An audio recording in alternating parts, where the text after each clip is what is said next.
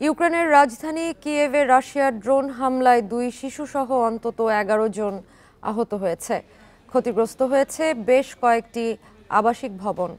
রোববার দেশটির সেনাবাহিনী জানিয়েছে হামলায় আবাসিক ভবনগুলোতে আগুন ধরে যায়। এদিকে ইউক্রেন জুড়ে 165টি ড্রোন হামলা চালিয়েছে রাশিয়া, যার মধ্যে 69টি ভূপাতিতের দাবি করেছে ইউক্রেন, আর 80টি ড্রোন হারিয়ে গেছে বলে দাবি দেশটির।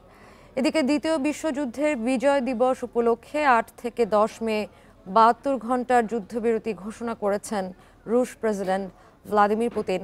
তবে যুদ্ধবিরতির মেয়াদ 30 দিন চান ইউক্রেনের প্রেসিডেন্ট ভলোদিমির জেলেনস্কি। এর মধ্যে 9 মে মস্কোতে হামলার হুমকিও দেন তিনি।